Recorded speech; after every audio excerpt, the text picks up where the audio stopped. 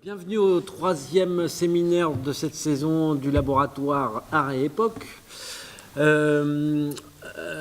peut-être on pourrait commencer cette séance par peut-être un retour pour les personnes qui ont pu suivre en direct ou sur le blog, puisque nous sommes hyper modernes.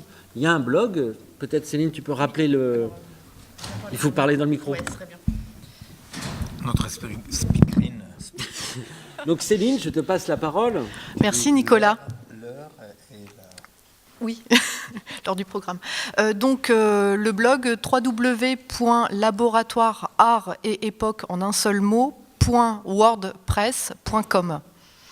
Voilà, sur le blog, il y a tous les séminaires qui sont filmés et qui permettent un petit peu de suivre ce laboratoire. Il y a aussi des documents qui s'y réfèrent et voilà, qui donnent un petit peu le fil rouge de cette recherche. Je signale aussi que nous ouvrons aussi cette semaine un chantier sur le plateau de théâtre et qui va donner lieu à une rencontre samedi à 18h, chantier public, où d'autres équipes aussi artistiques, le Théâtre Inutile et d'autres équipes artistiques vont pouvoir vous présenter des essais un petit peu qui concernent la relation au public. Comment, d'une manière ou d'une autre, on intègre le public dans les propositions scéniques. Voilà, ça rejoint des questions après de forme et voilà, comment on s'adresse aux gens aujourd'hui, en fait. Voilà. Voilà un petit peu. Peut-être qu'on peut... généralement terminer les séminaires par des moments un petit peu de questions, de revenir. On va l'ouvrir comme ça aujourd'hui. Est-ce que vous avez des questions? Et c'est lié au séminaire en principe. Oui, bien sûr. C'est pas des questions comme ça en général. Est-ce que mon plombier va venir demain, un truc comme ça? Non. Non. Enfin, à la pause, on pourra en parler. Quand même. Non, c'est vrai, c'est-à-dire l'idée c'est un tout petit peu d'enchaîner d'une façon un peu plus désordonnée, non, avec ce que serait resté dans vos têtes, des réflexions, des trucs, par rapport à la dernière fois, pour pouvoir, c'est-à-dire même si ça désordonne un peu l'exposition, on préfère ça, que ce soit un peu plus désordonné et plus en échange, non? D'autant plus que les chantiers sur plateau, les travaux sur plateau, visent quand même à passer tout de suite à un deuxième volet, une deuxième dimension de ce que nous voulons comprendre. C'est-à-dire, nous parlons ici, je vous rappelle l'hypothèse lourde, l'hypothèse de base de notre travail des séminaires et de recherche, et que chaque époque a donc des problématiques propres à l'époque, que ce n'est pas dans la tête des individus géniaux ou médiocres ou bêtes qui émergent des idées, mais qu'effectivement, malgré la déconstruction comme ça sociale, culturelle, postmoderne, chaque époque elle est caractérisée par une sorte d'esthétique, non, une esthétique... esthétique pas dans le sens que ce soit mignon ou beau, mais esthétique dans le sens de ce qui constitue des formes de l'époque, dont nous sommes une partie, n'est-ce pas? C'est-à-dire dont nous sommes une partie. Alors, la postmodernité, le néolibéralisme, comme ça, le réductionnisme actuel, construit un monde dans lequel tous les liens, tout ce qui nous lie à l'époque, tout ce qui dit « je suis traversé par des choses, je ne suis pas simplement qu'un individu avec son libre arbitre, etc. » Tout ça apparaît comme imaginaire, n'est-ce pas? C'est-à-dire, donc notre hypothèse c'est de dire, bon, effectivement, comment est-ce que nous pouvons identifier ces formes qui nous conforment, qui nous tissent et qui sont plus ou moins identifiées dans la société.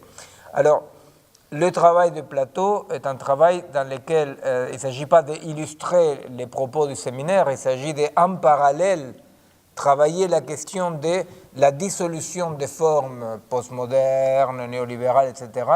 et comment est-ce qu'ils peuvent, ou pas, commencer à émerger de nouvelles formes. Hein? Alors donc c'est une continuation de la chose, mais aujourd'hui la dernière fois on a parlé les ontologies, comme on les appelle, d'Escola, c'est-à-dire les différentes formes dans lesquelles des cultures, l'humain, les écosystèmes se sont structurés, comme ils ont existé, de façon différente.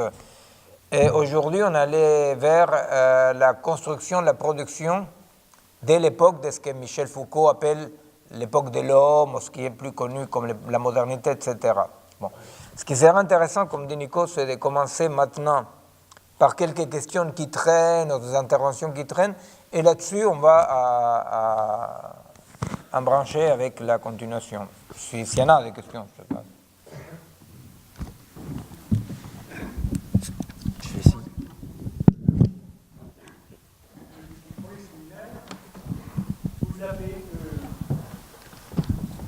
Il faut se rapprocher. Je vous avais dit de descendre.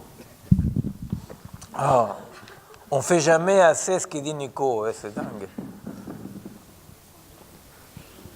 Je vous aide, je vous donne la main. Attends, vous êtes bien assuré ici au Safran parce que... Oui. Il y a une certaine envergure. Merci. Il y a un médecin dans la salle, moi.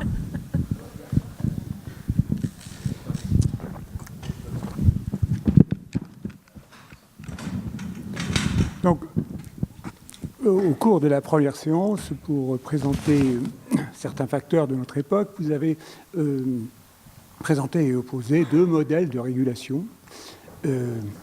Alors, il y a dont un qui est un modèle dans lequel vous mettez le modèle du projet, qui est un modèle qui s'arrête au bout, qui s'arrête à la fin, quand il y a avec une catastrophe, mais actuellement, notre époque est une époque dans laquelle nous sommes, dans le projet, et qui est évolutive. C'est un des caractères du plus de ceci, plus de cela.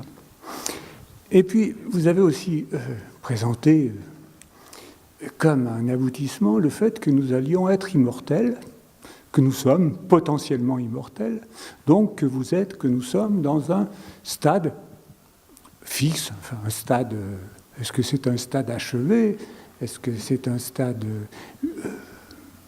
potentiellement dangereux d'ailleurs, mais nous n'y sommes pas encore. Et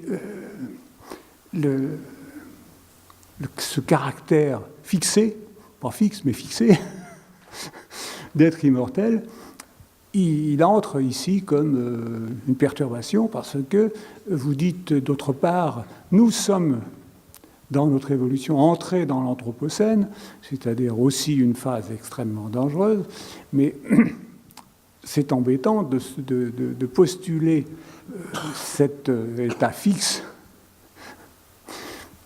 alors qu'il n'est pas encore là, quoi. Je suis un peu embêté par ça. Oui, au fait, j'ai présenté ça pour présenter un tout petit peu quelque chose qui n'est, paradoxalement, c'est pas du tout marginal dans la recherche technoscientifique actuelle. Non, je sais, mais c'est parce que pour les gens qui ne sont pas dans les milieux, disons, de la recherche en biologie aujourd'hui, ça semble un tout petit peu étonnant de penser que ce qui est devenu l'utopie de la recherche aujourd'hui en technosciences, en biologie, etc., est effectivement un éclatement de toute autorégulation du système, et donc la figure par excellence est dépasser la mort, quoi. C'est-à-dire, si vous voulez, l'image qui existe aujourd'hui chez, non pas quelques illuminés, mais vraiment chez les chercheurs, hein, c'est l'idée d'après la théorie de l'information de Shannon, n'est-ce pas, c'est-à-dire l'idée de que tout est information, hein, que le corps humain est un ensemble d'informations, l'univers c'est de l'information. Ça veut dire quoi que c'est de l'information? Ça veut dire donc que au fait, toute forme, tout organisme vivant, une montagne, un fleuve, etc., sont des formes que nous pouvons modéliser, nous pouvons capturer, les algorithmes, l'information qui nous permettrait, comme dans une tarte de pommes, quoi, une tarte aux pommes, de dire, bon voilà, de quoi elle est faite la tarte aux pommes. Vous voyez, j'ai une tarte aux pommes là qui apparaît comme une unité.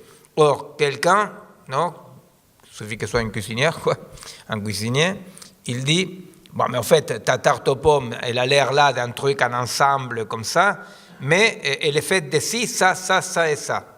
Donc, si j'ai cette information-là, je numérise cette information, je modélise cette information, ou je l'écris sur un papier, je l'envoie à l'autre bout du monde, et celui qui a cette information-là, il n'a qu'à prendre les éléments et les particules élémentaires, comme on dit, n'est-ce pas, et refaire la tarte aux pommes. Bon, ce qu'il faut comprendre, c'est que l'idée des tartes aux pommes, d'ailleurs, dans le dernier bouquin que j'ai publié avec Pierre-Henri Gouillon, qui est le directeur du Musée d'Histoire naturelle de Paris, c'était un dialogue, c'est un ami, mais lui, il fait partie des biologistes qui effectivement pensent que la vie est structurée comme tout à travers des formes et des structures qui sont de l'information que je veux recueillir et les reconstruire ailleurs. Vous voyez ? Donc là, on n'est plus à la tarte aux pommes. Le projet technoscientifique actuel est un projet de déterritorialisation, de virtualisation telle qu'effectivement des millions et des millions de dollars et d'euros sont mis là-dedans. Hein, c'est-à-dire qu'il est l'effet de dire, mais après tout, si j'ai les modèles, non ? Si je modélise la chose, j'ai l'information, donc je peux reproduire la chose ailleurs. Alors la chose, c'est nous, par exemple. Hein? C'est-à-dire, c'est pas du tout, ce que je vais être très clair, c'est pas du tout des petits délirants qui écrivent dans la science-fiction. C'est-à-dire, la théorie même de l'information et la recherche actuelle dit, l'objectif c'est de recueillir toute l'information qui constitue un être humain pour pouvoir les reconstruire ailleurs, n'est-ce pas, ou améliorer, que c'est un tout petit peu les OGM, hein, dans les OGM. Or, la conviction aujourd'hui, par exemple, c'est que, bon, effectivement, dans l'ADN, vous connaissez, c'est-à-dire, c'est un tout petit peu une fable, c'est une fable scientifique, mais une fable quand même. Dans l'ADN, il y a l'information du génome de l'organisme en question. Je peux décoder ça et les réformer ailleurs. Ces projets-là, qui est le projet de la postmodernité technico-scientifique, économique, etc., effectivement, implique un projet de dérégulation totale, dans le sens de dérégulation organique, je parle là. Vous avez l'écho économique du néolibéralisme, n'est-ce pas, que ce n'est pas par hasard, qui accompagne ça en disant il faut déréguler tout mécanisme de régulation, que ce soit l'État, que ce soit des communautés, que ce soit, bon, peu importe. Alors, le projet actuel de notre monde occidental et périphérique, quoi, est effectivement celui-là, est de dire nous serions arrivés à un point dans lequel on ne va plus se faire emmerder par des invariantes, par des territorialités, par des enracinements, vous voyez. Il est possible, et parfois c'est même le jour d'aujourd'hui, bien que je travaille depuis l'époque où j'ai travaillé avec Francisco Varela, la neurophysiologie, ça fait quand même 30 ans presque que j'ai travaillé dans ça, encore ça me fait sursauter quand je lis dans des thèses de doctorat, des biologistes, des gens qui travaillent en intelligence ou vie artificielle, qu'ils disent ça nous permet de pallier au ratage de la nature. Vous voyez, c'est quand même pas rien qu'aujourd'hui, ça va de soi que nous pouvons pallier au ratage de la nature. C'est pas pareil, vous voyez, de dire lutter contre une maladie, essayer de soigner, que de penser que la nature a des ratages et que dorénavant une autre instance va à construire et reconstruire et remodeler la vie sans ratage. Alors, effectivement, la dérégulation vient de quel côté, de ce côté-là ? C'est parce que la mort, non, pour un biologiste et pour quelqu'un qui travaille en vie artificielle, la mort, la sexuation, le poids, les phénotypes, tout, ce sont quand même des caractères sélectionnés par l'évolution. Vous voyez, y compris la mort, ce n'était pas quelque chose qui, au début de la vie sur Terre, les premiers organismes, pendant des millions d'années, ne meurent pas. Non ? Et la mort comme mécanisme d'autorégulation des espèces est apparu à un moment donné, et c'est un mécanisme qui est très puissant parce que ça permet de préserver l'environnement et préserver une régulation, un écosystème. Donc il était adopté comme un mécanisme qui protégeait la vie. N'est-ce pas ? Donc d'un point de vue biologique, il n'y a pas d'interdit, vous comprenez, il n'y a pas de sacré dans la recherche, il n'y a pas des trucs qu'on ne peut pas toucher. Alors, ils disent, nous sommes en capacité d'étudier les mécanismes qui sont à la base des les catabolismes, non, c'est-à-dire, vous savez, les métabolismes, l'anabolisme et le catabolisme, non, les mécanismes de morbidité, de mort, etc. Nous sommes capables de comprendre les mécanismes cataboliques, et si on arrive à comprendre les mécanismes cataboliques bien, on peut effectivement modifier ça. Voyez ? Sauf que cet homme-là, qu'on appelle dans le langage courant l'homme augmenté, cet homme-là, sans aucune limite, effectivement, pose beaucoup de problèmes. Pose beaucoup de problèmes. Cette idée de non-limite est une idée dans laquelle ce dont on est en train de parler d'or en avant, depuis quand même 20 ans, hein, ce dont on est en train de parler, c'est de quelque chose qui, par rapport à la possibilité de comprendre notre vie, comprendre ce qui se passe et agir dans ce qui se passe, nous plonge dans une sorte d'impuissance très grande. Alors, quand j'ai parlé de la mort, c'était pour parler de quelque chose qui paraît très extrême, mais qu'à la fois c'est dans les programmes de recherche, vous voyez, mais aussi pour montrer un tout petit peu à quel point aujourd'hui, contrairement au sens commun, nous restons très proches de la modernité, on pense en termes d'hommes et de femmes de la modernité, à quel point le monde qu'on va parler aujourd'hui, l'anthropocène, n'est-ce pas, le monde actuel, est un monde qui, effectivement, a procédé à une série de mutations qui font un pivot évolutionnaire. N'est-ce pas ? C'est d'essayer de comprendre un tout petit peu ça. Alors, ce monde-là, il est marqué, je l'ai dit la première fois, par deux choses parallèles et paradoxales, et à la fois qu'il n'y a pas de synthèse possible. Plus la technique parle... La technique, je vous dis, non, co-substantielle, capturée par la macroéconomie à la fois. Non, il n'y a pas un millimètre de distance entre la technoscience actuelle et la macroéconomie. Hein. Alors, d'une part, la technoscience actuelle n'arrête pas de tous les jours nous étonner avec la puissance des artefacts qu'elle peut produire, et parallèlement, et paradoxalement, comme je disais, nous, les hommes et les femmes, les populations réellement vivantes, on ne fait que constater de plus en plus notre impuissance. Cette impuissance-là, elle n'est pas indépendante du tout, elle n'est pas autonome du développement de cette puissance-là. Vous voyez, c'est-à-dire qu'il y a des changements, que c'est ce que nous voulons comprendre, n'est-ce pas ? C'est-à-dire que les développements de ces grandes puissances, technico-scientifiques, etc., s'accompagnent, mais sont une relation feedback, avec le vécu permanent et de plus en plus grand de que nous ne pouvons rien. Alors voilà, c'est-à-dire la question de la dérégulation. La dernière fois, je vous ai cité comme exemple aussi ce qui s'est passé en Argentine avec ces jeunes enfants de 6 ans pour lesquels on a accepté légalement de lui changer de sexe parce qu'ils souffraient. Vous voyez ? C'est-à-dire que c'est ça aussi la artefactualisation, le devenir artefact de la vie. Non ?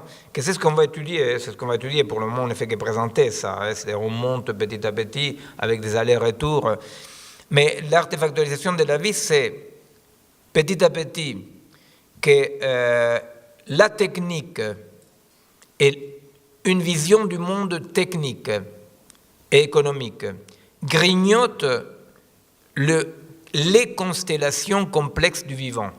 Alors, par exemple, dans le cas de ces petits garçons de 6 ans, qui on dit, bon, mais voilà, tu souffres d'être un garçon. Alors, il y a eu un collège de psychiatres et psychanalystes, moi je vous ai raconté, là, qui s'est réuni. Après, les députés, les législateurs, ils ont décidé que oui, tout le monde a dit oui, voilà, ils changent de sexe. Jusqu'à un certain moment, très récent, 30 ans, 20 ans, 10 ans, je ne sais rien. Quand, je répète non, ce qu'on avait dit la dernière fois, mais c'est juste pour... jusqu'à 10 ans, quand un petit garçon venait dans un service, j'ai travaillé pendant longtemps en pédopsychiatrie par exemple, si un petit garçon de 6 ans venait me voir en me disant « Je souffre énormément, je ne vais pas être un garçon, je suis une fille et je suis une fille ». Et sa mère venait et me disait « Oui, mon garçon c'est une fille, il souffre énormément, qu'est-ce qu'on peut faire docteur ?» Bon. Je dis, ce qu'on peut faire, je ne sais pas si on peut parler, quoi, on peut discuter. Ah oui, c'est quoi être un garçon, c'est quoi être une fille, c'est quoi se confronter à un impossible, vous comprenez? C'est-à-dire que c'est là où il y a le côté des régulations, vous voyez, des régulations dans le sens auquel il y a des impossibles, non? Alors, jusqu'à un certain moment, ce qui est convoqué, ça sera la question du sens, la question du sens. Mais qu'est-ce que tu veux me dire? Qu'est-ce que ça veut nous dire que tu ne veux pas être ce que tu es? Après tout, quelqu'un peut venir, à moi ça ne m'est jamais arrivé, mais ça existe des gens qui viennent vous voir en psychiatrie, en psychothérapie, et qui ne peuvent vraiment pas supporter l'idée de mourir. Non, à tout âge. À moi, ça ne m'est jamais arrivé, mais il y a des gens comme ça qui vraiment ne peuvent pas supporter cette idée-là. Alors, jusqu'à un certain moment, dans un monde qui commence à ne plus être, quelqu'un venait vous dire, docteur, je ne supporte pas l'idée d'être mortel ou d'être sexué, tout ça renvoyait aux dimensions du sens, aux dimensions de la culture, du sens, de l'intériorité de quelqu'un, non ? Dans le monde actuel, ceci renvoie à un monde technique où est-ce qu'il est possible ou il n'est pas possible d'échanger. Vous comprenez? Alors, la vérité, c'est que là, il y a une fable parce que on prend les promesses des technosciences comme une réalité déjà faite. Mais qu'à cela ne tienne, parce que les promesses vont formater le monde. Vous comprenez? C'est-à-dire que on ne peut pas du tout créer des organismes immortels. On peut difficilement, génétiquement, mais pas sur l'homme, changer effectivement les génomes pour que là où ça allait donner une femelle donne un mâle, effectivement, je ne sais rien. Mais on est à des années-lumière de faire des trucs comme ça. Mais pourquoi c'est important alors? C'est important parce que la demande est une demande qui considère que ce qui va fonder le vivant n'est plus cette souffrance existentielle d'être sexué, d'être mortel, d'être... Ce n'est plus cette faille structurante. Dorénavant, les hommes et les femmes que nous sommes se sentent comme des artefacts défaillants. Voyez? C'est-à-dire qu'on va dire, j'ai une défaillance. Et c'est là où nous voyons petit à petit, et c'est ce que nous voulons comprendre dans les séminaires et dans les travaux de plateau, comment va émerger une esthétique robotique de l'homme augmenté, de l'homme amélioré, de l'homme sans limite, comment cette esthétique, comme ça, esthétique dans le sens donc culturel, profond, anthropologique, comment cette esthétique profonde de j'ai des défaillances dont je pourrais m'en défaire, elle devient dominante. Vous comprenez? C'est-à-dire que ça ne veut pas dire que tout ce qui promet la technique est faisable un jour ou l'autre. C'est simplement que déjà ce que fait la technique est suffisamment puissant comme pour que la culture et l'esthétique de notre monde la cosmovision, comme on veut l'appeler, n'est-ce pas? Déjà, elle est colonisée par cette idée de pas de limites. Donc, pas de limites qui, effectivement, bon, socialement, se manifeste par le monde est divisé en faible et fort, il faut être fort et pas faible, n'est-ce pas, les nouvelles apartheid. D'autre part, bien entendu, tout ça, ça a des conséquences politiques, économiques et géopolitiques énormes, non? Comme vous imaginez bien que si, en ne parlant pas du tout d'immortalité biologique, mais si effectivement en Occident, quelques dizaines de millions de personnes, des millions de personnes arrivaient, chose qui est un horizon tout à fait atteignable, à vivre 300 ans, ben vous imaginez le désastre écologique que ça signifie ça, parce que ça sera une sorte de division de l'humanité en ceux qui sont là juste dans une survie, la famine permanente, et les autres qui consomment comme une sorte de peste, non, vous voyez? Donc, ce sont ce type de sujets qui touchent à la question de la dérégulation, la question d'un changement d'esthétique, hein, c'est-à-dire comment est-ce que cet homme sans limite, voilà.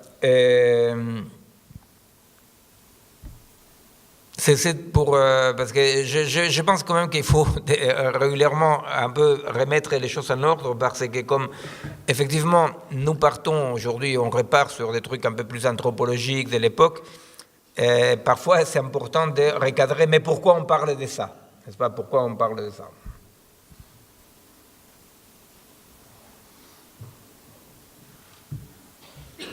Il y a d'autres questions? Oui.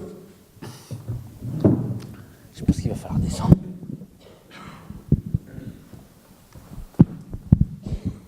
Ouais, bah, attends. Il n'y a pas un micro baladeur? Il n'y a pas de baladeur. Bah, attends, je vais avancer. Mais bon, ouais.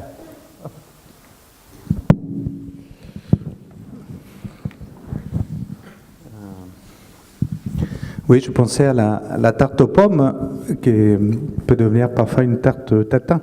C'est-à-dire qu'on peut se perdre un petit peu dans la recette. Non, moi je pensais à tout à l'heure ce que vous disiez par rapport ou tu disais par rapport à l'époque actuelle. Moi je me pose la question aussi de la faillite. Je crois qu'on en a parlé à l'entre-deux. La faillite finalement du politique, l'instance politique. C'est-à-dire qu'aujourd'hui, quand même, on est dans une période où, effectivement, les repères que tout le monde avait ont disparu ou sont devenus flous. Mais en tout cas, il n'y a plus cette instance qui permet justement de réguler les choses. Donc, effectivement, que ça s'appelle l'État ou les partis politiques ou autre chose, hein, des institutions, on s'aperçoit qu'elles n'ont plus cette capacité à donner du sens et à apporter un petit peu le message qui va... rassurer quand il le faut, mais c'est plutôt tout le contraire, c'est-à-dire qu'on s'aperçoit que finalement le politique aujourd'hui a été complètement privatisé et géré par des individus qui ne pensent qu'à eux-mêmes et qui ne gèrent qu'en fonction de leur propre intérêt. Donc du coup, le politique a perdu de son sens. Donc à partir de là, si on part dans la société, il y a un petit peu une transmission finalement de cela. C'est tout à fait, comme tu dis, il y a... bon, toi, tu n'étais pas là la première fois. Bon, mais tu avais un mot de ta maman qui t'excusait, alors tout va bien.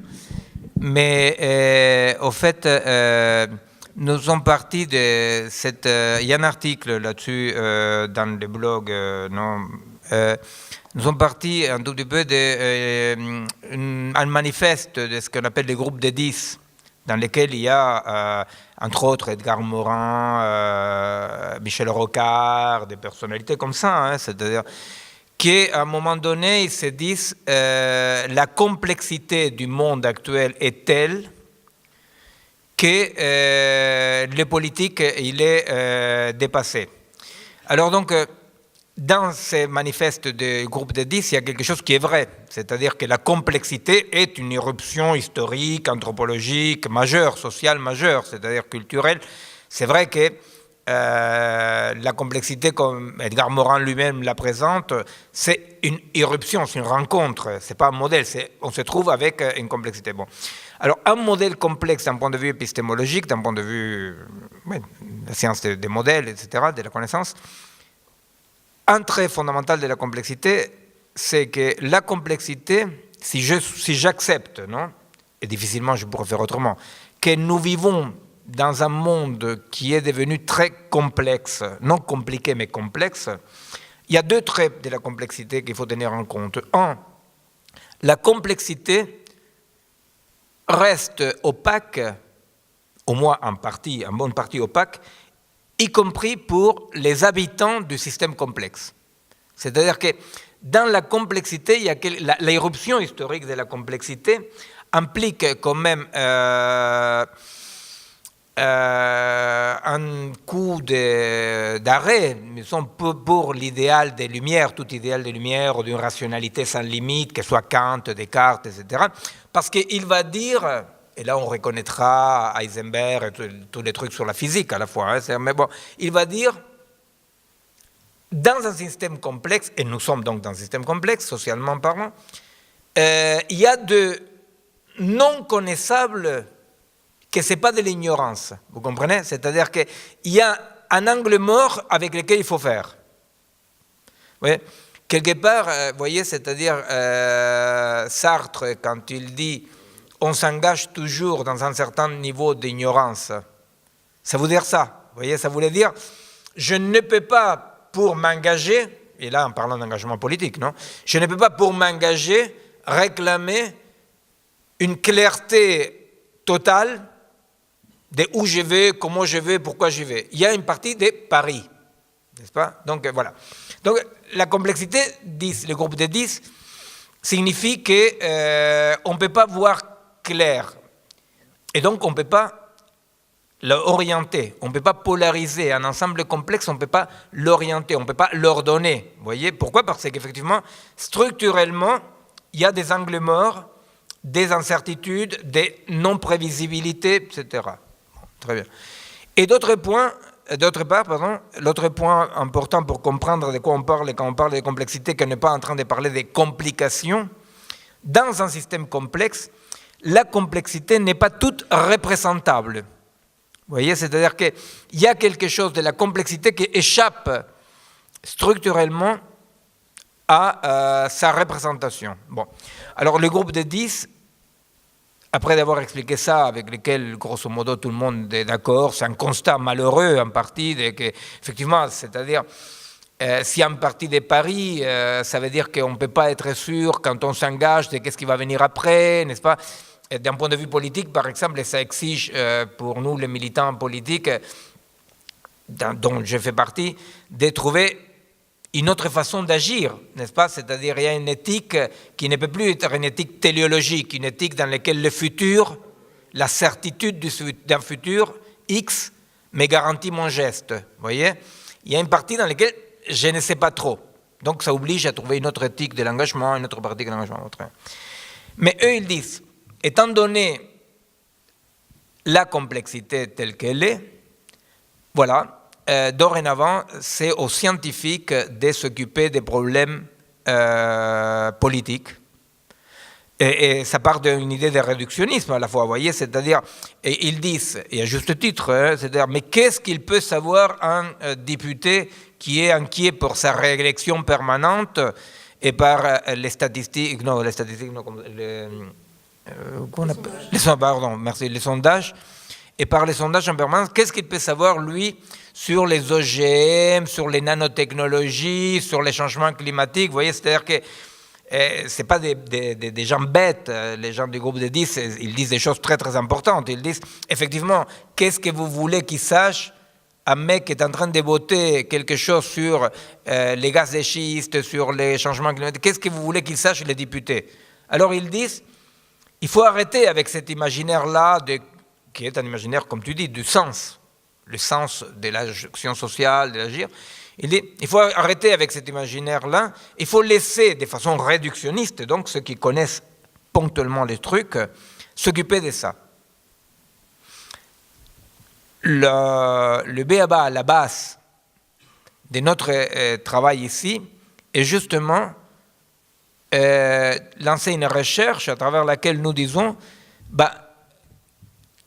comment nous pouvons comprendre la complexité et comprendre quel agir est possible dans la complexité. Vous voyez, c'est-à-dire que l'idée c'est ça, c'est l'idée de dire il faut créer, contrairement à cette idée élitiste typique de la République de Platon, vous voyez, lui il voulait que les philosophes s'occupent de la question de la cité, etc., cette idée antidémocratique.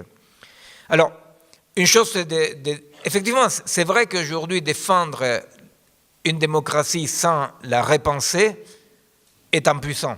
Vous voyez, ça sonne bien, c'est politiquement correct, on dit oui, le peuple doit décider, le peuple doit décider. Et de l'autre côté, vous voyez, c'est comme les deux écueils. D'un côté, on dit le peuple doit décider, le peuple. Il dit mais qu'est-ce qu'il sait, le peuple? Est-ce que les ondes de portable te foutent un cancer à la cervelle ou pas?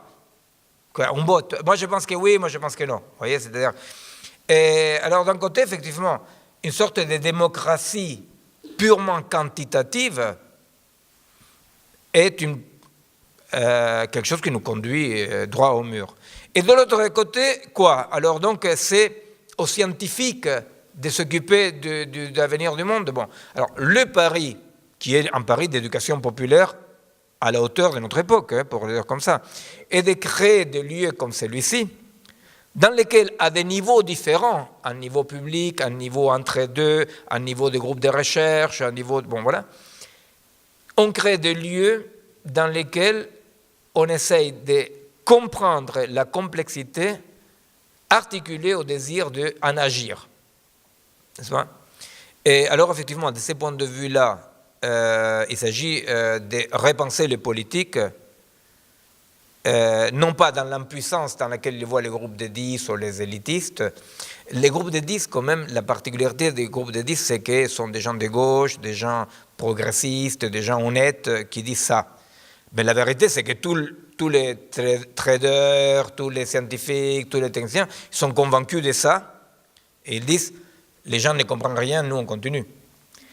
Et d'autre part, le problème de la technique, c'est que la technique, tout ce que la technique rend possible devient inévitablement à court terme obligatoire. Vous voyez? C'est-à-dire que notre société est une société dans laquelle une source forte, puissante de perte de sens est donnée par le fait que les grandes orientations de nos sociétés ne sont plus données par des agoras, des assemblées, des chambres de députés.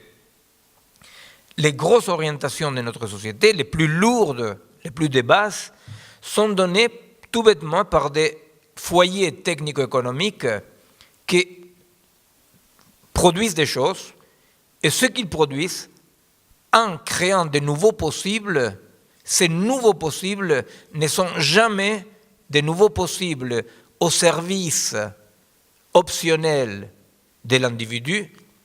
Les nouveaux possibles formatent la société et deviennent source de valeurs. Vous voyez? Bon, voilà, c'est un peu peut-être redire des choses, mais pour être clair, quand on avance, qu'est-ce qu'il faut avoir comme, disons, comme grille, non? Un peu en tête, dans un petit coin de la tête, de pourquoi on parle, est-ce qu'on est en train de parler, comme on avance, non? Bon.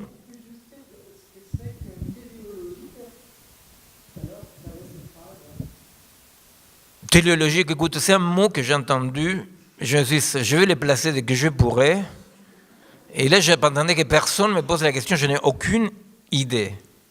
Mais aucune... non, voilà. Télos, c'est les lointains. Télos, c'est-à-dire que... Non, tu me demandes ou tu me dis? Alors, donc, téléos, ça veut dire... la téléologie, c'est la vision historiciste, en ce cas-là, historiciste, c'est pas qu'historiciste. Ça veut dire que d'un point éloigné qui n'existe pas ici, ces points-là éloignés ordonnent ma pratique ici et maintenant. C'est-à-dire que d'un point de vue logique, ça veut dire que la cause, non, précède les effets. D'abord, tu as les effets, la cause, elle est dans l'avenir, non? C'est-à-dire, quelque part, c'est un tout petit peu ça, vous voyez. Donc, ça veut dire que c'est Hegel, Marx, c'est-à-dire, c'est la pensée de que l'histoire a un sens, que tout ce qui se passe a un sens, et que ce sens-là est comme une sorte d'attracteur, pour parler avec des mots qu'on utilise aujourd'hui, non? Un point oméga, comme dirait Teilhard de Chardin, c'est-à-dire que l'histoire, tout ce qui existe sont les effets. Tout ce qui existe aujourd'hui et qui a existé sont les effets incompréhensibles d'une cause future qu'on arrivera. C'est compréhensible ça, non? C'est compréhensible. Après, il y a des restes, c'est autre chose. Mais pendant quelques siècles, on a tous adhéré à ça, n'est-ce pas? C'est-à-dire l'idée quand même de qu'il y avait un sens à l'histoire, de que toute découverte scientifique ne pouvait être que positive. C'est-à-dire que, bon, c'est l'époque qu'on va étudier aujourd'hui, c'est l'époque de l'homme, l'humanisme, n'est-ce pas, cette idée. Mais pour toute hypothèse téléologique, déterministe, historiciste, les b.a.-ba, la base est que les Lumières ont comme vocation, comme nature, vaincre contre l'ombre. Vous voyez? C'est-à-dire, c'est un tout petit peu ça, hein. C'est l'idée quand même que les Lumières vont vaincre sur les ombres. De ce point de vue-là, la théorie de l'information, aujourd'hui, la théorie de l'information, pour être clair, c'est l'idéologie mondialement dominante. Hein, c'est-à-dire en économie, en technique, c'est-à-dire que ici en France, en Europe, on est un peu chic, alors on a connu les tournants linguistiques, voyez, on a connu Derrida, etc. Les Américains qui sont plus pragmatiques, ils ont produit la théorie de l'information, mais finalement, c'est quand même substantiellement la même idée, hein, c'est-à-dire que le monde de la matière, finalement, c'est l'apparence d'une essence qui est cette information. Hein? Bon, on va revenir alors, on va repartir un peu de là où on s'est arrêté la dernière fois. La dernière fois, ce que j'ai essayé de montrer en suivant les travaux d'Escola, c'est comment, au fait, les rapports du vivant, de la culture, de la technique, de la géographie, n'est-ce pas, c'est-à-dire cet ensemble un peu comme ça, ne s'est pas toujours, contrairement à ce que nous pensons dans l'immédiat comme ça, ne s'est pas toujours structuré de la même façon, n'est-ce pas? C'est-à-dire, on a présenté, en suivant d'Escola, les 4 ontologies. Pourquoi il les appelle ontologies? Parce que il dit, ne sont pas des visions du monde, ce sont des mondes différents. Vous voyez? C'est ça l'idée d'Escola. Ce ne sont pas des visions du monde, ce sont des mondes différents. C'est pour ça que je vais vous citer la phrase de Marx dans laquelle il dit, dans la production sociale de son existence, l'homme se produit lui-même. Hein?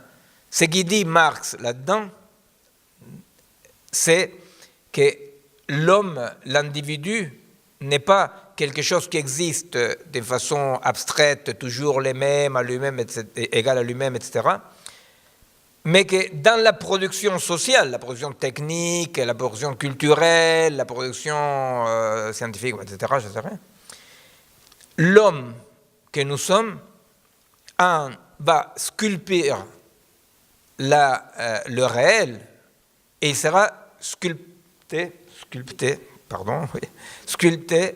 par, dans une coévolution. Il y a une sculpture du vivant qui est une coévolution. Cette sculpture-là dit qu'entre les 4 ontologies en question, hein, l'animisme, le totémisme, l'analogisme et le naturalisme, que c'est ce qu'on va étudier aujourd'hui, entre un homme qui vit dans le naturalisme, dans l'animisme, un homme qui vit dans une société analogiste ou un homme qui vit dans une société totémiste, contrairement à ce que l'idéologie un peu universaliste, occidentale, comme ça aime bien croire, ce n'est pas toujours les mêmes, mais qui pensent des choses différentes. Il est sculpté dans sa matérialité d'une façon différente. Vous voyez, c'est que, voilà, je vous dis, la phrase de Marx, ce qui exprime d'un point de vue matérialiste, c'est ça. C'est-à-dire que nul ne doit croire qu'il existe un homme séparable des techniques qu'il utilise, de la culture dans laquelle il vit. Cette idée qu'il y a un homme séparable est une idée construite, produite, qui a connu son histoire, qui est l'idée de l'Occident, qui a un homme universel. Cet homme universel, il est séparé de son milieu, émancipé de son milieu, et il peut croire des choses différentes. Vous voyez, c'est-à-dire, c'est un tout petit peu, on reconnaît par exemple là l'idée démocratiste de dire chacun son point de vue. Vous voyez, alors chacun son point de vue, vous savez, c'est ça, moi, ça m'arrive de temps en temps que si je dois faire une conférence sur quelque chose, on dit il faut quelqu'un qui pense autre chose.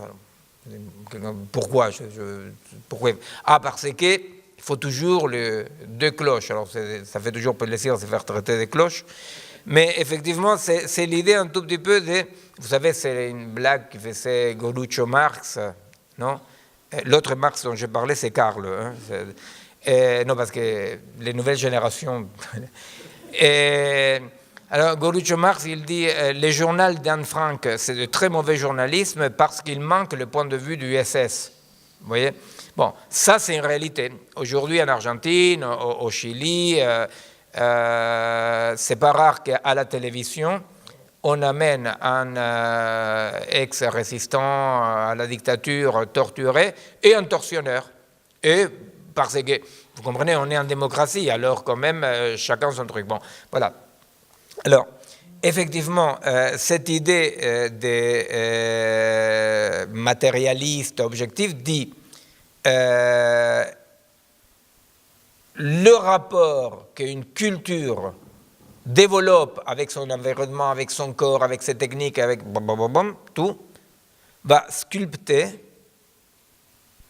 un homme différent, un arbre différent, une atmosphère différente, n'est-ce pas? Donc, il y a quand même quelque chose qui est matériellement différent. Alors, dans cette différence-là, ce qui nous intéresse, c'est comment les différentes ontologies ont conçu ce qui agit. Ce qui agit, donc ce qui occupe la place de ce qu'on dirait, nous, un sujet. Qu'est-ce qui agit? Alors bon, on a vu dans le totémisme, on a vu dans l'analogisme, on a vu dans l'animisme l'idée de l'action. Les naturalismes, c'est comme ça qu'on appelle la société qui est notre société occidentale. Les naturalismes, contrairement aux autres trois, va fabriquer son propre principe d'action par rapport à l'inerte, par rapport à ce qui n'agit pas. Et il va dire ce qui agit est l'homme. La seule chose animée, non? Donc animée, donc ce n'est pas simplement mécanique, c'est l'homme.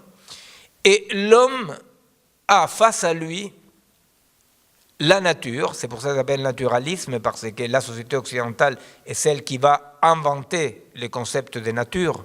Hein? C'est-à-dire dans tous les autres, il n'y a pas une séparation culture, nature, homme, animalité. Les frontières, comme on peut les voir dans les autres trois ontologies, ne sont pas dessinées de la même façon. Et bien, il va dire la seule chose animée, c'est l'homme. C'est l'homme. Et face à l'homme, il y a quelque chose qu'on va appeler la nature, qu'on va considérer comme absolument dépourvu de toute âme, dans le sens d'animation, de toute antériorité et de toute intentionnalité. Hein?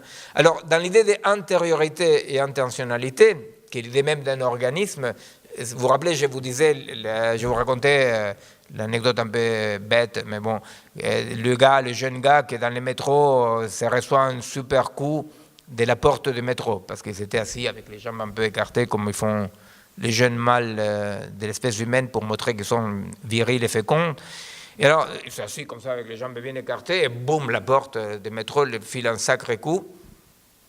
Le gars, il n'a pas réagi. Pourquoi? Parce qu'il part c'était donc un moderne, il part de la base que le métro n'est pas animé et qu'il avait que mettre la jambe un peu plus à droite. Et donc, cette idée de que les artefacts sont des trucs mécaniques soumis à la mécanique veut dire qu'il n'y a aucune antériorité ni aucune intentionnalité. Bien. Dans la structuration de la modernité, on va considérer que l'ensemble de ce qu'on va nommer la nature n'a pas d'intentionnalité ni antériorité. Alors c'est le discours de la méthode de Descartes, par exemple, dans lequel il va dire dans l'animal, il n'y a pas d'antériorité ni d'intentionnalité. Alors vous connaissez tous et toutes ces passages dans lesquels il dit si j'écorche un chien vivant, l'éjappement du chien, que ça va être un peu plus que l'éjappement, vous imaginez, et il faut les comprendre comme le bruit qui fait un ressort quand il se détend. Vous voyez? C'est-à-dire que finalement, il va dire Descartes, la nature ne sont que des mécanismes sans aucune antériorité ni intentionnalité. Et alors, il ne faut surtout pas se tromper, il va dire, surtout pas se tromper, ce qu'on pourrait prendre comme une intentionnalité, donc que l'autre gueule comme parce qu'on est en train de l'écorcher vivant, à vrai dire, c'est une manifestation mécanique d'un mécanisme. Il y a toute une esthétique, effectivement, qui va avec ça, hein, mais vous pensez bien quand même à toute la préoccupation pour les mécanismes, les machines à musique, les machines animées, n'est-ce pas? Et la montre, hein, c'est-à-dire l'homme de Descartes pense la nature comme une montre, n'est-ce pas? C'est-à-dire avec des régularités, avec des programmations, avec bon voilà. Donc cet homme-là, nous,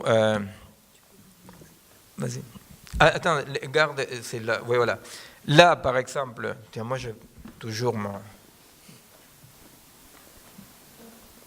j'investis, alors je veux m'en servir. Je trouve pas. Si quelqu'un veut chanter un petit air. Alors, contrairement à dans l'animisme, n'est-ce pas? Là, c'est le masque animiste fermé. Ça, c'est le phénotype. Ça, c'est la forme extérieure. Mais ils disent, mais la forme extérieure, tant qu'on n'a pas accès à l'antériorité, on ne sait pas si c'est une forme animée ou pas. Vous voyez? Non, pour revenir rapidement à un exemple. Ouais. Alors, donc, qu'est-ce qui va dire l'animisme? Parfois, une forme extérieure, vous voyez, là, on voit bien, c'est l'âme. Non, il est animé. Ce n'est pas l'âme judéo-chrétienne, hein, c'est le fait d'être animé. Donc, il y a une intentionnalité, une antériorité, donc une organicité. Alors, là, dans la forme fermée, je ne peux pas savoir.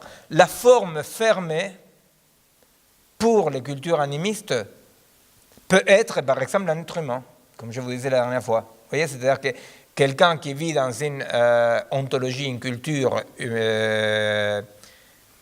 animiste, voit passer un homme, il vous dit, ce mec-là, il ne sait pas qu'il est mort. N'est-ce pas? Ce mec-là, il ne sait pas qu'il est mort. Pourquoi? Ça veut dire que ce mec-là, dans sa forme, il est vide. Il n'y a pas ça. N'est-ce pas? Dans la forme extérieure visible, il ignore lui-même qu'il est déjà mort. C'est compréhensible, ça, non? C'est-à-dire que donc une pierre peut être animée ou pas, un chien peut être animé ou pas, bon, voilà. Bon. Alors, dans le naturalisme, ça tardait quelques siècles à venir. Dans le naturalisme, ce qu'on va voir apparaître, c'est ce que le peintre, il met là en exergue, oui, c'est, vous voyez, dans l'attitude de cet homme et cette femme, n'est-ce pas, ce qui est très très bien représenté, c'est ce qui ne se voit pas. C'est-à-dire, c'est que cet homme-là et cette femme-là, ils sont en train de réfléchir. Ils sont en train de réfléchir. Il y a une antériorité. Tout renvoie à l'antériorité. Tout renvoie à un pli. Pour reprendre l'image de Leibniz que Deleuze va travailler, un pli. Il y a un pli. Il y a quelque chose de plié, quelque chose d'antérieur, qui seulement existe chez l'homme. L'homme a des objets. Et comme je vous disais la dernière fois, dans les géographes de Werner, il y a, bon là on ne la voit pas très bien, mais dans les géographes, il y a la représentation du monde extérieur à travers la fenêtre, il y a un monde extérieur, il y a un monde dans la carte, les cartes qu'il fait, mais le seul monde organisé est celui qu'il a dans sa tête, n'est-ce pas? C'est-à-dire que le seul qui donne sens au monde, c'est le regard, la réflexion, les mondes qui émergent dans la tête. C'est compréhensible, ça? C'est-à-dire que la modernité va dire ça. La modernité va dire il y a l'homme face au monde, et le monde, c'est de la pure mécanique inanimée. Alors, bien, je vous avais demandé de jeter un coup d'œil sur les travaux de Philippe Ariès et Georges Duby, le tome 3 de l'histoire de la vie privée, dans lequel, effectivement, il va montrer comment l'émergence de cet homme, de ces plis-là, vous voyez, c'est-à-dire que chaque ontologie va déterminer qu'est-ce qui est plié, qu'est-ce qui possède une antériorité. Une antériorité et intentionnalité. C'est toujours ça. Antériorité, intentionnalité. La intentionnalité veut dire prédiction quand même un peu du futur. Un pari sur le futur. Vous voyez, c'est-à-dire qu'on n'est pas dans une pure mécanique. Si moi je mets une amibe dans un milieu acide, l'amibe va chercher à se retirer du milieu acide. Pourquoi? Parce qu'il a une antériorité, une intentionnalité. L'intentionnalité est tout bêtement de rester vivante, quoi, c'est-à-dire de garder sa forme. Alors, si je mets les mêmes molécules qui constituent une amibe, vous voyez, une bactérie, dans un milieu acide, ces mêmes molécules, tout bêtement, qu'ils vont faire, ils vont s'effondrer à travers l'acide, ils vont se transformer à travers l'acide avec des réactions chimiques entre guillemets mécanique. Vous voyez, c'est-à-dire qu'il n'y a aucune unité qui va déterminer une intentionnalité. Alors, la production de l'homme, contrairement à ce que les mots paraissent dire, c'est pas simplement que tout à coup l'espèce humaine se reconnaît en tant qu'espèce humaine. Ce qui est un tout petit peu difficile de comprendre, c'est que ce qu'on appelle l'homme est une production, est une nouvelle mélange de nature, culture, technique, homme, environnement. C'est une nouvelle mélange qu'on va appeler homme. Pourquoi? Parce que l'homme de la modernité, depuis les débuts, ce n'est pas chacun de nous en tant qu'homme. L'homme de la modernité est, depuis le début, une abstraction qui n'existera que le jour où cet organisme, ce dispositif, comme on va l'appeler, qu'on appelle homme, aura triomphé sur la matière et la nature. Vous comprenez? C'est-à-dire que si nous appelons ce qui a une antériorité, une intentionnalité, ce qui agit, on l'appelle organisme. Eh bien, ce qui agit dans le totémisme, voilà, c'est une âme qui est ou pas dans chaque forme, dans l'animisme. Dans le totémisme, ce sont des qualités qui traversent les différentes formes, etc. Dans l'homme, dans ce qu'on appelle l'époque de l'homme, ce qu'on va appeler l'homme, ce n'est pas chacun de nous en tant qu'homme et femme, ce qu'on appelle l'homme, est un organisme qui, du début de son histoire, de sa constitution, est incomplet et doit advenir. Vous voyez, c'est-à-dire que l'homme de la modernité n'est pas un homme déjà là, c'est un homme qui doit advenir. Alors, c'est là où on faisait, vous vous rappelez, les petits schémas de l'histoire circulaire et les histoires tangentielles, hein, c'est-à-dire les sociétés qui sont pensées comme dans une sorte de retour éternel, n'est-ce pas, dans une sorte d'harmonie, de retour, hein, et les sociétés, et là, seule, la société moderne, qui va se dire, nous sommes dans un progrès, hein, la téléologie, hein, nous sommes dans un progrès, nous sommes dans un devenir, et un jour, on sera ce que nous devons être. Vous voyez, c'est-à-dire que c'est important de voir que quand l'Occident parle de l'homme, hein, face à la nature, il n'est pas en train de parler de tous les hommes, ni de l'homme actuellement existant, il parle d'un projet messianique qui un jour va s'accomplir. Hein.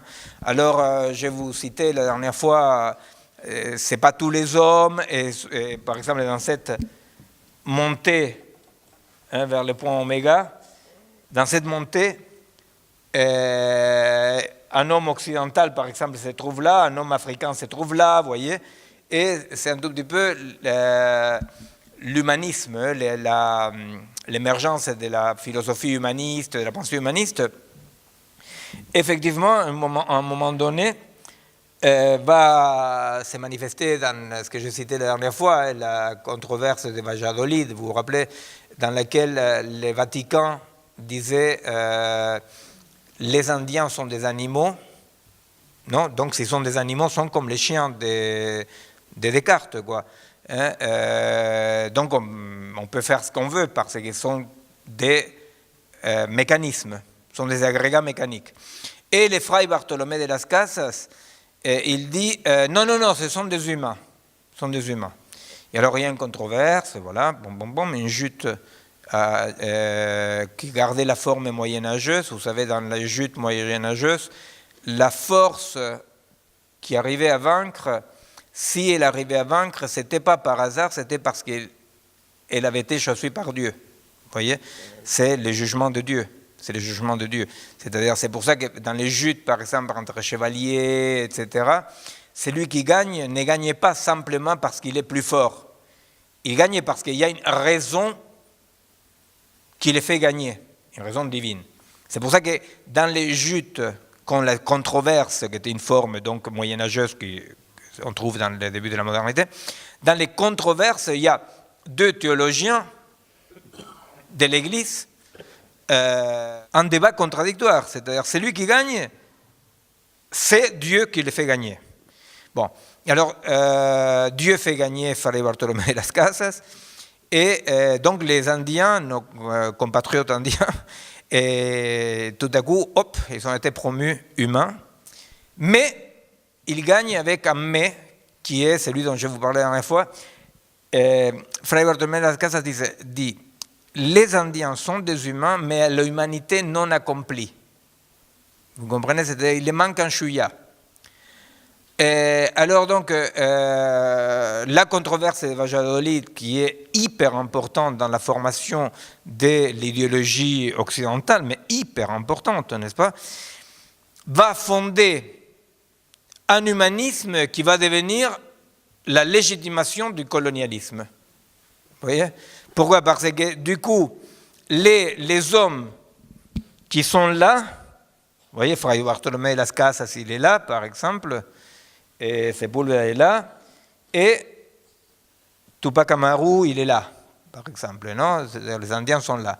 Alors, du coup, l'homme, on est tous des humains, non? C'est comme l'autre, on est tous égaux, mais certains sont plus égaux que les autres, non? Et alors là, ceux qui sont humains, là, auront la responsabilité et le droit d'éduquer, soigner et s'occuper de ceux qui sont plus bas. voyez? C'est-à-dire qu'il y a une responsabilité historique qui fait que l'homme qui n'est pas, bien que pas accompli, il est plus proche de l'accomplissement, a un droit, une responsabilité sur l'homme qui est un tout petit peu plus éloigné. Alors, cet homme-là, qui est un homme, cette entité abstraite, qui se cache dans un petit coin de l'Indien, qui se cache dans un petit coin de l'homme africain. Vous savez, c'était dans le concile de Torino de 1560, je crois, un truc comme ça, bon, un concile Vatican qui s'est fait à Torino de 1560, dans lequel l'Église catholique décide qu'après tout, les femmes, ils ont une âme. Vous voyez? C'est-à-dire, c'est à ces moments-là dans lesquels il commence à avoir des humains partout. Vous voyez, c'est-à-dire que, donc l'humanité, vous voyez bien comme l'humanité, ça ne veut pas dire nous, l'espèce humaine, du tout, du tout, du tout. L'humanité est un projet, né comme un projet, et un projet absolument pas du tout partagé par tous les membres de l'espèce humaine. Hein? Donc, bon, grosso modo, les Indiens et les femmes, grosso modo, au même moment deviennent des humains, mais non accomplis parce que les mêmes conciles de Torino expliquent aussi que, bon, qu'il faut quand même éduquer les femmes, que l'homme doit l'éduquer, la protéger, mais qu'il y a tous les droits à la fois, bon, puisqu'il s'est fait chier à l'éduquer, l'autre doit obéir quand même, non? Alors, là, on voit bien comment l'humain devient quand même une sorte de noyau caché. Vous voyez, il y a quelque chose comme une sorte de, je ne sais pas, un reste animiste presque, non? L'humain devient comme un noyau caché, universel, que tous les humains ont plus ou moins. Alors, avec le début de l'humanisme, aussi avec le début de l'époque de l'homme, avec le début de ce que donc on appelle en anthropologie le naturalisme, cette idée de la naissance d'une séparation. L'homme se sépare de l'ensemble du monde, qui devient son monde, son objet, et lui le sujet. Alors on voit bien ça comme dans la peinture, l'émergence de la perspective, n'est-ce pas? Tout à coup, il y a une perspective, il y a un œil, l'œil humain qui regarde, n'est-ce pas? C'est-à-dire... Alors, là-dedans, on va voir quand même apparaître quelque chose de très important pour comprendre après la postmodernité actuelle, c'est que, du coup, tout ce qui était sacré dans les autres sociétés, le ciel, les arbres, le soleil, etc., le sacré va connaître un déplacement, et ce qui va devenir sacré, c'est l'homme. Hein?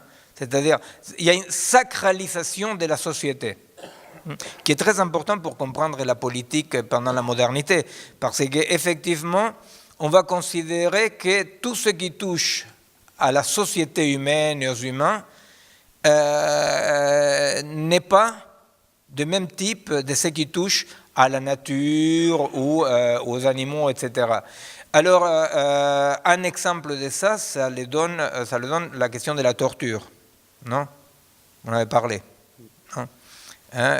Comment, à un moment donné, c'est-à-dire, on voit dans Surveiller et punir de Foucault, comment la torture, elle est stipulée, clairement dit, comment est-ce qu'on doit, la torture de Damien, quand on va tuer Damien, comment il doit souffrir, comment est-ce qu'on doit... bon, voilà. Moi, je vous avoue que je venais de sortir, ça faisait pas trop longtemps d'école, alors ces passages-là, je n'ai jamais lu, je sais grosso modo de quoi ça parle, alors peut-être je ne vais pas les décrire trop, mais je n'ai pas pu le lire avant. Mais bon, c'était stipulé, c'était écrit. C'était écrit comment on devait torturer Damien en place publique. Or, quand mes camarades et moi-même on était torturés, les gouvernements militaires de Pinochet, de Videla, etc., ils reconnaissaient tout. Il reconnaissait qu'ils interdisaient la mathématique des ensembles, vous voyez. Il reconnaissait qu'ils brûlaient des bouquins, il reconnaissait qu'ils tuaient des gens, tout. Mais il y avait une chose qu'il ne reconnaissait jamais, c'est qu'ils torturaient. Vous voyez. Et moi, j'ai écrit un bouquin là-dessus en sortant, parce que c'était un truc qui m'éclatait la tête. C'est-à-dire, comment ça s'est fait que ces gens-là qui reconnaissaient qu'ils avaient fait un coup d'État illégal, qui tuaient, qui interdisaient tout, pourquoi est-ce que ces gens-là, la seule chose qu'ils ne pouvaient pas reconnaître, c'est que, oui, chose que tout le monde savait, c'est que dans toutes les caves des commissariats, dans des camps de rétention, dans des camps etc., ils torturaient. Eh bien, ils ne pouvaient pas reconnaître ça parce que dans la modernité, contrairement à l'âge classique, au Moyen-Âge, ou d'autres cultures, n'est-ce pas, le corps humain fait partie du sacré intouchable. Et si un dictateur, aussi horrible soit-il, reconnaissait, oui, nous on torture, il y avait ipso facto, anthropologiquement, jusqu'il y a 40 ans, je vous parle, jusqu'il y a 30 ans, une sorte de délégitimation du régime. Vous voyez? C'est-à-dire que c'est un détail, mais ce n'est pas un moindre détail, qui explique comment, à l'émergence de cette constellation qui est l'homme, ce qui va prendre la place du sacré est tout ce qui va lier à l'humain. Alors par exemple, on comprend ça avec la médecine. C'est-à-dire, tout à coup, le corps humain, on ne peut plus le toucher. À l'instar de quelqu'un qui ne fait pas partie du corps des moines ou des sorciers, je ne sais rien, ne peut pas toucher les objets religieux, les objets sacrés. Vous voyez, c'est-à-dire, pas n'importe qui peut toucher les objets sacrés. Bon, la médecine va hériter de cette sacralité-là. Vous voyez, dans l'Occident, personne ne peut toucher le corps, sauf le corps médical, parce que nous sommes formés à toucher un corps, mais dans des règles du sacré. Vous voyez? Alors, c'est quoi les règles du sacré? Ça veut dire que vous, en tant que médecin, vous êtes censé ne jamais voir le corps qui est en face de vous en tant que corps. Vous comprenez? C'est-à-dire, je ne sais rien, ce sont des trucs tout bêtes, c'est-à-dire, le gynécologue, il est censé ne pas voir qu'il y a une femme à poil devant lui. Vous voyez, les proctologues, vous voyez, il ne dit pas, oh, je suis en train de regarder toute la journée de cul, vous voyez, c'est-à-dire que tout à coup, pourquoi est-ce que les chirurgiens, il peut ouvrir le corps, vous voyez, mais il peut l'ouvrir parce que pour les médecins dans les sociétés occidentales, les corps qu'ils touchent, ils ne les touchent pas en tant que corps. Vous voyez, c'est-à-dire que quand vous êtes... Oui, c'est-à-dire, voilà, il y a une femme archi-pudique, je ne sais pas quoi, il arrive chez n'importe quel toubib, le toubib lui dit, vous mettez à poil, non, la bonne femme c'est ma fille, déshabillez-vous madame, et effectivement, la dame sait qu'à partir de ces moments-là, vous voyez, il y a comme un voile sacré qui fait que le toubib, dans cet accord, dans cette communauté culturelle, exprime le fait qu'il ne va pas regarder chez le corps de cette femme-là, de cet homme-là, encore. Il va regarder quoi? Il va regarder les mécanismes, donc des animés, qui sont à l'origine des mouvements du corps. Vous comprenez? C'est-à-dire que le regard médical est un regard qui culturellement est un regard qui peut toucher le corps parce que en les regardant et en les touchant, il ne touche pas le corps, il touche des mécanismes. C'est compréhensible ça? Bien. Alors, dans la production de l'homme...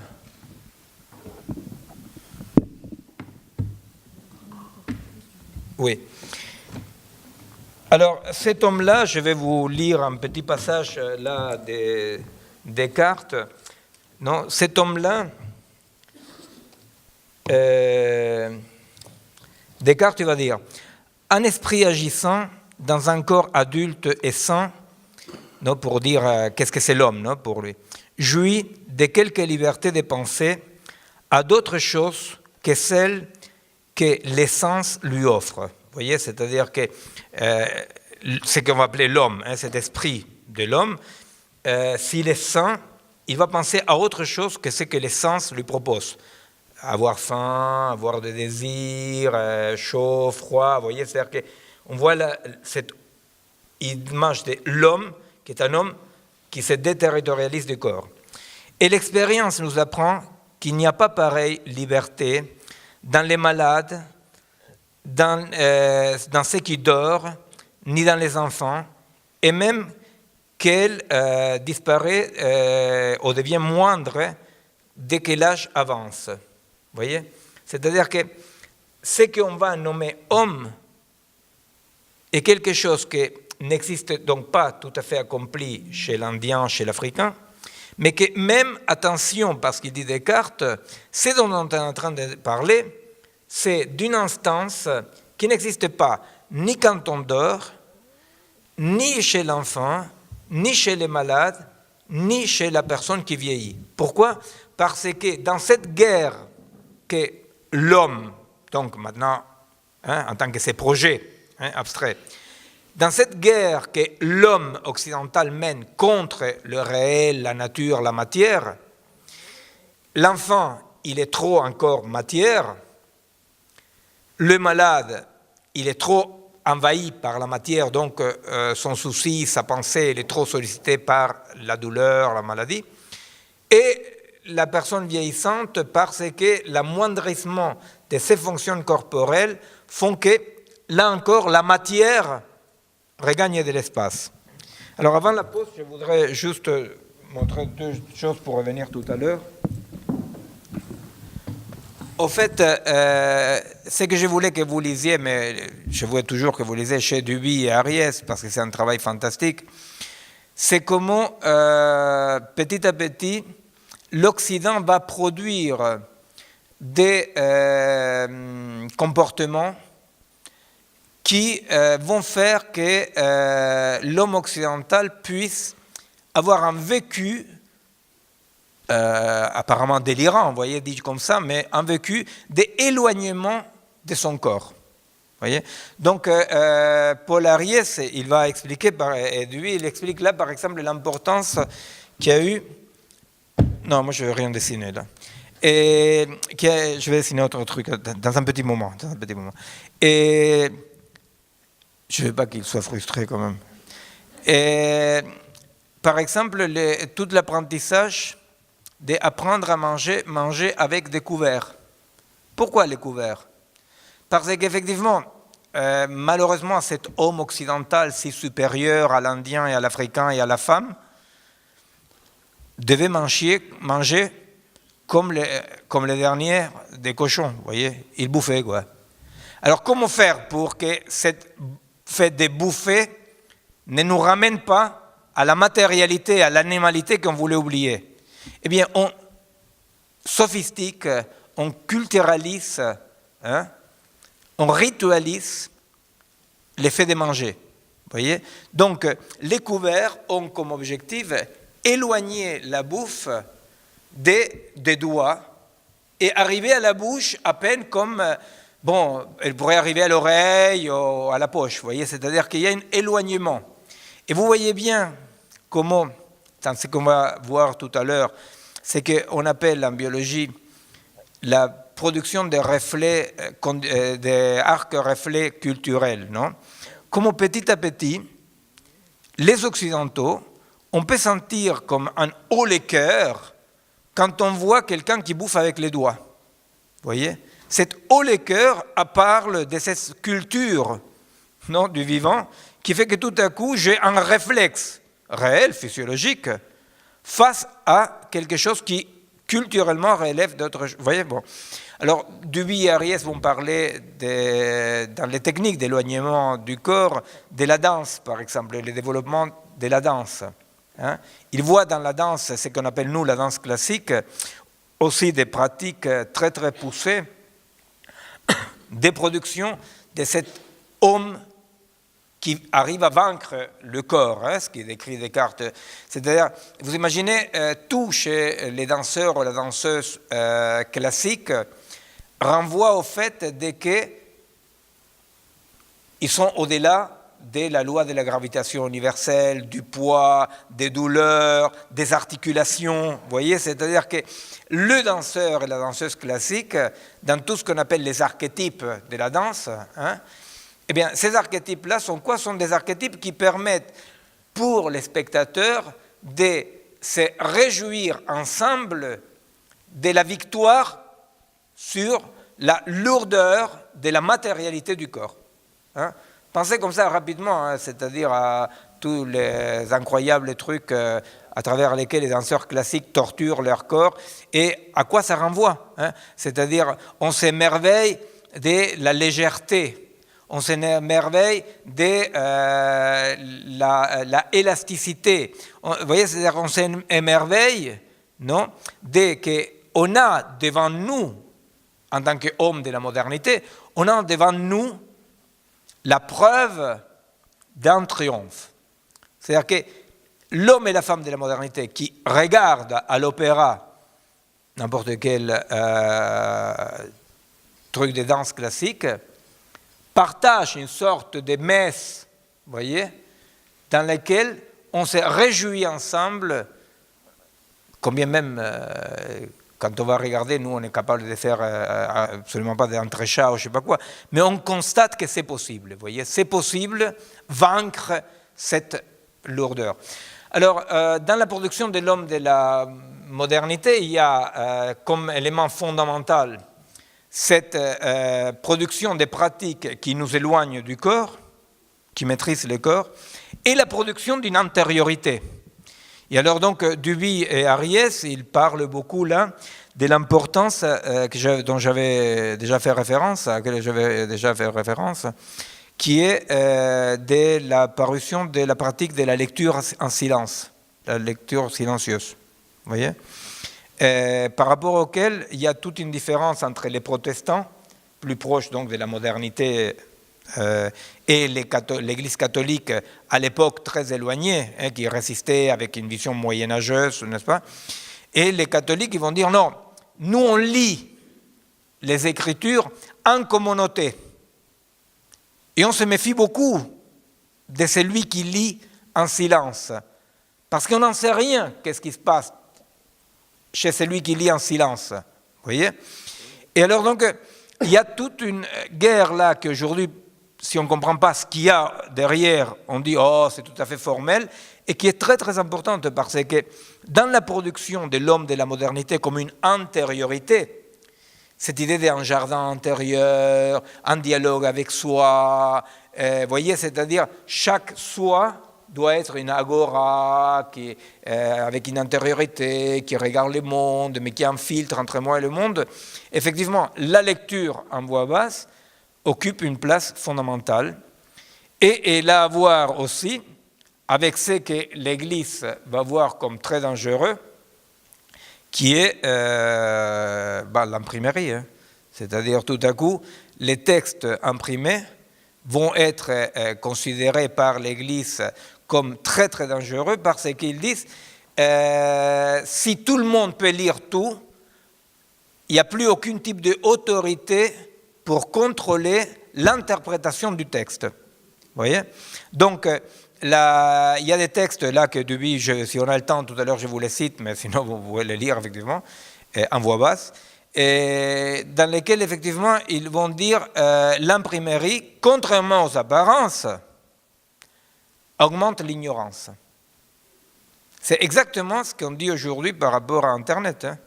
C'est exactement ce qu'on dit par rapport à Internet. On dit l'effet de que tout le monde ait accès à tout comme ça, il y a des différences, bien entendu, il y a des différences. Hein, c'est-à-dire, mais simplement c'est drôle de voir qu'il y avait le même type de méfiance, de que ce qui est à l'accès de tout le monde, et alors c'est quoi le mot que va utiliser l'Église catholique? Les autorités. Vous voyez? C'est-à-dire que la naissance de l'homme, c'est la naissance d'une série de pratiques qui se réclament contre une autorité de surveillance. Oui, contre une autorité de surveillance.